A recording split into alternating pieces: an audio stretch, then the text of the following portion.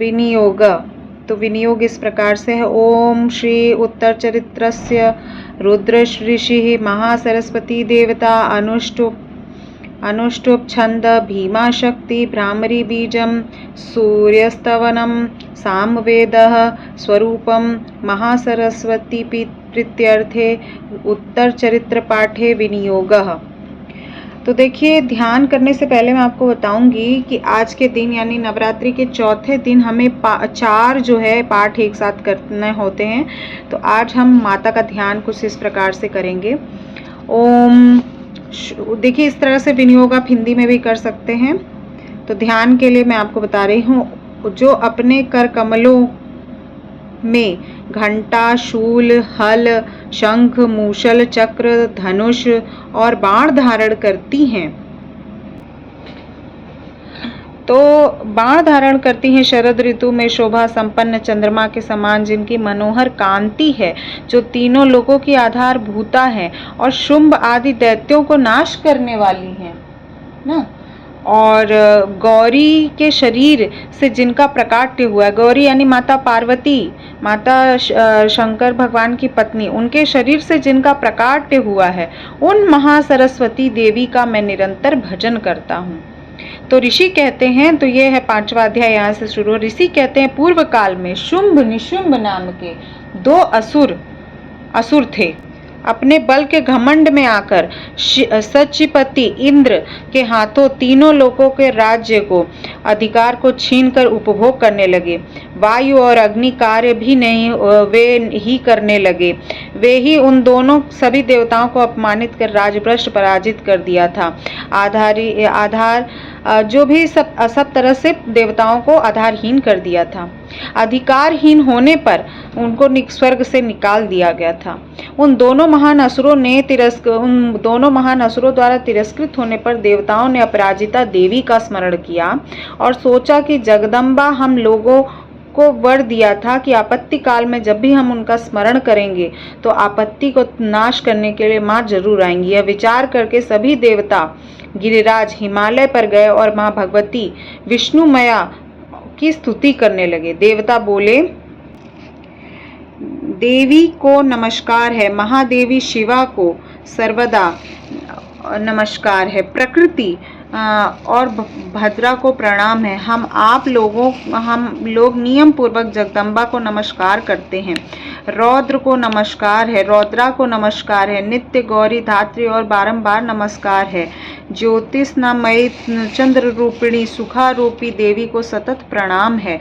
देवी के विभिन्न नामों का वर्णन करते हुए देवता उनको नमस्कार करते हैं और बोलते हैं, शरणागतों को कल्याण करने वाली वृद्धि सिद्धि रूपा देवी तुमको बारंबार नमस्कार है। नैऋति यानी राक्षसों की लक्ष्मी, राजाओं की लक्ष्मी यानी शवाणी शिव पत्नी स्वरूपा आप जगदम्बा को बारंबार नमस्कार है। तो देखिए इसका यही यथार्थ वर्णन मिलता है इसमें। देखिए, नमो जगत प्रतिष्ठे देव्यै कृत्यै नमो नमः, या देवी सर्वभूतेषु विष्णुमयोति शब्दितः, नमस्तस्यै नमस्तस्यै नमस्तस्यै नमो नमः। यहाँ से मैं कुछ संस्कृत में वर्णन कर रही हूँ और ये बहुत ही सिंपल है, आप भी ऐसे पढ़ सकते हैं। या देवी सर्वभूतेषु चैतन्यधी दीयते नमस्तस्यै नमस्तस्यै नमस्तस्यै नमो नमः, या देवी सर्वभूतेषु बुद्धिरूपेण संस्थिता नमस्तस्यै नमस्तस्यै नमस्तस्यै नमो नमः, या देवी सर्वभूतेषु निद्रारूपेण संस्थिता नमस्तस्यै नमस्तस्यै नमस्तस्यै नमो नमः, या देवी सर्वभूतेषु शुद्धा रूपेण संस्थिता नमस्तस्यै नमस्तस्यै नमस्तस्यै नमो नमः, या देवी सर्वभूतेषु शक्ति रूपेण संस्थिता नमस्तस्यै नमस्तस्यै नमस्तस्यै नमो नमः, या देवी सर्वभूतेषु तृष्णा रूपेण संस्थिता नमस्तस्यै नमस्तस्यै नमस्तस्यै नमो नमः, या देवी सर्वभूतेषु शांति रूपेण संस्थिता नमस्तस्यै नमस्तस्यै नमस्तस्यै नमो नमः, या देवी सर्वभूतेषु जाति रूपेण संस्थिता नमस्तस्यै नमस्तस्यै नमस्तस्यै नमो नमः, या देवी सर्वभूतेषु लज्जा रूपेण संस्थिता नमस्तस्यै नमस्तस्यै नमस्तस्यै नमस्तस्यै नमो नमः। या देवी सर्वभूतेषु शान्तिरूपेण संस्थिता नमस्तस्यै नमस्तस्यै नमस्तस्यै नमो नमः। या देवी सर्वभूतेषु कान्तिरूपेण संस्थिता नमस्तस्यै नमस्तस्यै नमस्तस्यै नमो नमः। या देवी सर्वभूतेषु माँ लक्ष्मीरूपेण संस्थिता नमस्तस्यै नमस्तस्यै नमस्तस्यै नमो नमः। इसमें मैं लास्ट का आपको अर्थ बता रही हूँ। जो देवी सब प्राणियों में लक्ष्मी रूप में स्थित हैं, उनको नमस्कार है, उनको नमस्कार है, उनको बारंबार नमस्कार। ऐसे देवी के विभिन्न रूपों का वर्णन इस अध्याय में मिलता है। या देवी सर्वभूतेषु वृत्त रूपेण संस्थिता नमस्तस्यै नमस्तस्यै नमोस्तस्यै नमो नमः। या देवी सर्वभूतेषु स्मृति रूपेण संस्थिता नमस्तस्यै नमस्तस्यै नमस्तस्यै नमो नमः। या देवी सर्वभूतेषु दया रूपेण संस्थिता नमस्तस्यै नमस्तस्यै नमस्तस्यै नमो नमः। या देवी सर्वभूतेषु तुष्टिरूपेण संस्थिता नमस्तस्यै नमस्तस्यै नमस्तस्यै नमो नमः। या देवी सर्वभूतेषु मातृरूपेण संस्थिता नमस्तस्यै नमस्तस्यै नमस्तस्यै नमो नमः। या देवी सर्वभूतेषु भ्रांतिरूपेण संस्थिता नमस्तस्यै नमस्तस्यै नमस्तस्यै नमो नमः। जो देवी सब प्रकार से जो देवी जीवों में इंद्रिय वर्ग अधिष्ठात्री देवी सब प्राणियों को सदा व्याप्त होती रहती हैं, उन व्याप्ति देवी को बारंबार नमस्कार है। चिंता रूपिणे, या इस तरह से यहाँ पर 78 का मैं वर्णन कर रही हूँ। जो देवी चैतन्य रूप से संपूर्ण जगत में व्याप्त हैं, उनको मैं नमस्कार करती हूँ, बारंबार नमस्कार करती हूँ। पूर्व काल में अपने अभीष्ट की प्राप्ति होने से देवताओं ने जिनकी स्तुति और देवराज इंद्र ने बहुत दिनों तक जिनका सेवन किया, वह कल्याण की साधना भूता ईश्वरी हमारा कल्याण और मंगल करें तथा सारी आपत्तियों का नाश कर डालें। उद्दंड दैत्यों के द्वारा सताए हुए सभी देवताओं ने जिन परमेश्वरी माँ देवी के जिस स्वरूप को बारंबार नमस्कार किया है तथा जो भक्ति में विनम्र पुरुषों को स्मरण करने जाने पर संपूर्ण विपत्तियों का नाश करने वाली हैं, ऐसी जगदम्बा, ऐसी माता हमारे संकट को दूर करें।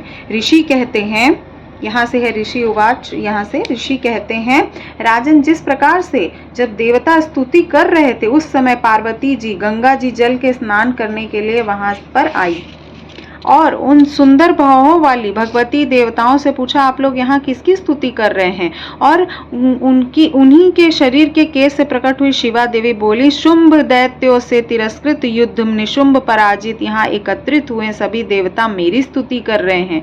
पार्वती जी के शरीर से अंबिका जी का प्रादुर्भाव हुआ, इसलिए समस्त लोकों में उनको कौशिकी कहा जाता है। कौशिकी के प्रकट होने के बाद पार्वती का शरीर काले रंग का हो गया था, अतः वे हिमालय पर रहने वाली कालिका देवी के नाम से विख्यात हुई। तदंतर शुंभ निशुंभ भृत्य चंड मुंड वहां आ गए और उन्होंने परम मनोहर रूप वाली अंबिका देवी को देखा। फिर शुंभ के पास जाकर बोले, महाराज, अत्यंत मनोहर स्त्री है जो अपने दिव्य कांति से हिमालय को प्रकाशित कर रही है, वैसा उत्तम रूप कहीं किसी ने नहीं देखा होगा। असुरेश्वर, पता लगाई कि वो देवी कौन है और उन्हें ले लीजिए। इस प्रकार से स्त्रियों में रत्न है, उसके अंग बहुत ही सुंदर हैं, वह श्री अंगों की प्रभा से संपूर्ण दिशाओं में फैला रही है। दैत्यराज, अभी वह हिमालय पर मौजूद है, आप उसे देख सकते हैं। प्रभु, तीनों लोकों में मणि, हाथी, घोड़े जितने भी रत्न हैं, वे इस समय सब उनके आगे कोई भी शोभा नहीं पाता। हाथी, रत्न विभूत, ऐरावत, पराजिता का वृक्ष, जो परिजात का वृक्ष होता है, उसके बारे में वर्णन करते हुए उच्च श्रवा घोड़ा, यह सब इंद्रलोक ले लिया है। हंसों से जुता हुआ विमान भी आपके आंगन में शोभा पाते हैं। रत्न अद्भुत विमान जो ब्रह्मा जी के पास था, अब वो भी आप ले आए हैं। हे महापद्म नामक विधि से आप कुबेर से भी छीन लाए। समुद्र से किंजकिलिनी नाम की माला भेंट ले ली है। केसरों से सुशोभित जिनके कमल कभी नहीं कुमलाते हैं। सुवर्णा की वर्षा करने वाला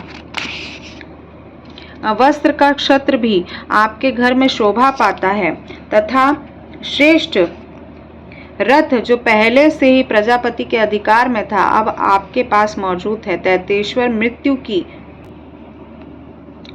यहाँ पर मृत्यु की वर्णन करते हुए कहते हैं कि मृत्यु की क्रांतिदा नाम वाली शक्ति भी जो आपने छीन ली है। वरुण का पाश, समुद्र में होने वाले प्रत्येक प्रकार के रत्न, आपके भाई निशुंभ के अधिकार में, अग्नि से स्वतः शुद्ध किए जाने वाले 2 वस्त्र आपकी सेवा में समर्पित है। दैत्यराज, इस प्रकार से सभी रत्न आपने एकत्र कर लिए हैं, फिर भी यह स्त्री रत्न रूप में कल्याणमयी देवी है, इसे आप क्यों अपने अधिकार में नहीं लेते? ऋषि कहते हैं, चंड मुंड इस प्रकार के वचन सुनकर शुंभ महादैत्य को सुग्रीव जो दूत बनाकर देवी के पास भेजा और कहा, तुम मेरी आज्ञा से उनके सामने ये बात कहना और ऐसा उपाय करना जिससे वह प्रसन्न होकर शीघ्र आ जाए।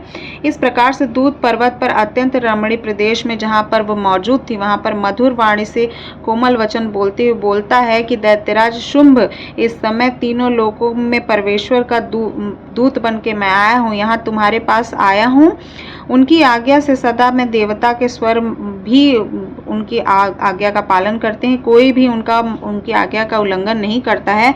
तो संपूर्ण देवताओं को परास्त कर चुके हैं और उन्होंने तुम्हें संदेश दिया है, अब वह सुनो। संपूर्ण त्रिलोक मेरे अधिकार में है, देवताओं भी मेरी आज्ञा के अधीन है, संपूर्ण यज्ञों को मैं पृथक पृथक भाग में भोगता हूँ। तीनों लोक में जितने श्रेष्ठ रत्न हैं वो सब मेरे अधिकार में है। देवराजेंद्र वाहन ऐरावत जो हाथियों के में रत्न के समान है वो सब मैंने छीन लिए। क्षीर सागर के मंथन से जो अश्वरत्न उच्चय श्रवा प्रकट हुआ था उसे देवताओं ने मेरे पैरों पड़कर समर्पित कर दिया है। हे सुंदरी, उनके सिवा और भी जितने रत्नभूत हैं सभी देवताओं, गंधर्वों, नागों के पास थे, सब मेरे पास आ गए। देवी, हम लोग तुम्हें संसार में स्त्रियों में रत्न मानते हैं, अतः तुम हमारे पास आ जाओ, क्योंकि रत्नों का उपभोग करने वाले केवल हम ही हैं। चंचल कटाक्षों वाली सुंदरी, तुम मेरे या मेरे भाई महापराक्रमी निशुंभ की सेवा में आ जाओ, क्योंकि तुम रत्न स्वरूपा हो। मेरा वरण करने से तुम्हें तुलना रहित वैभव ऐश्वर्य की प्राप्ति होगी। अपनी बुद्धि से विचार कर तुम मेरी पत्नी बन जाओ। ऋषि कहते हैं, दूत के ऐसा कहने पर कल्याणमय भगवती देवी दुर्गा जो जगत को धारण करती हैं मन ही मन गंभीर भाव से मुस्कुराई और बोली। देवी ने कहा, दूत, तुमने सत्य कहा, इसमें तनिक भी मिथ्या नहीं है कि शुंभ निशुंभ तीनों लोकों के स्वामी हैं।